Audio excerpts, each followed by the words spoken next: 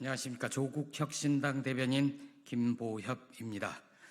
윤 대통령의 다시 하겠습니다. 윤 대통령의 순직해병 수사 외압 법사위 청문회에서 밝혀지길 기대한다라는 제목으로 논평하겠습니다.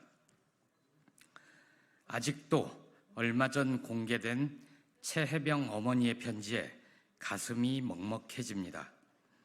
어머니의 바람은 소박합니다.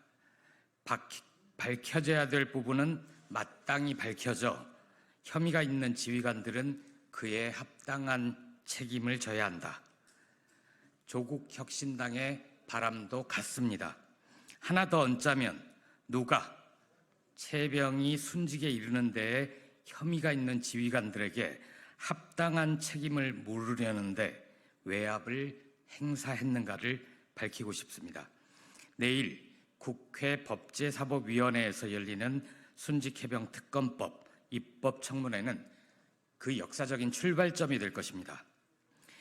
이 청문회에는 순직해병 수사 외압 사건의 핵심 피의자와 주요 증인들이 출석합니다.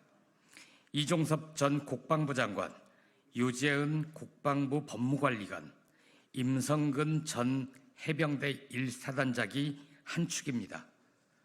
한때 집단 항명의 수괴였다가 현재는 항명 혐의로 재판을 받고 있는 박정훈 전 해병대 수사단장, 이용민 1사단 포병 7대대장 등이 또 다른 축에 설 것으로 전망됩니다.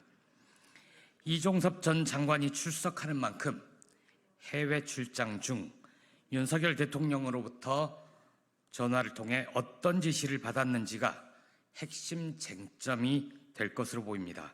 왜 윤석열, 이종섭 통화 뒤 대통령실과 국방부, 군과 경찰 모두 호떡집에 불난 것처럼 바빠졌는지, 결과적으로 박정훈 대령이 수사단장에서 보직 해임되고 경북경찰청에 이첩됐던 수사 관련 서류를 국방부가 되가져왔는지 등을 따지게 될 것입니다. 그런데 이렇게 중요한 청문회에 국민의힘은 불참한다고 합니다. 성일종 국민의힘 사무총장은 어제 방송에 출연해 민주당이 깐 정쟁의 판이라면서 국회가 정상화 안 되는데 누가 거기를 참석하느냐고 했습니다. 두 가지 모두 사실관계가 다릅니다. 국민의힘만 모르는 것 같아 알려드립니다. 우선 민주당이 깐 정쟁의 판이 아닙니다. 22대 국회 여러 원내정당 가운데 조국혁신당과 더불어민주당 등 국민의힘을 제외한 모든 정당이 동의하는 청문회입니다. 국회가 정상화되지 않았다는 말도 사실과 다릅니다. 지난 5월 31일 개원한 22대 국회는 정상 가동되고 있습니다. 국민의힘이 법사위원장, 운영위원장을 달라고 떼를 쓰면서 국회를 보이콧하고 있을 뿐입니다. 국민의힘 몫으로 7개 상임위원장을 남겨두는 바람에 해당 상임위만 제대로 가동되지 않을 뿐 법사위와 과방위 등 주요 상임위는 모두 정상적으로 작동하고 있습니다. 상임위가 정상적으로 가동 중인 만큼 헌법 제62조 2항에 따라 당연히 출석해야 할 국무위원들과 정부기관장들이 국회 출석을 거부하고 있을 뿐입니다.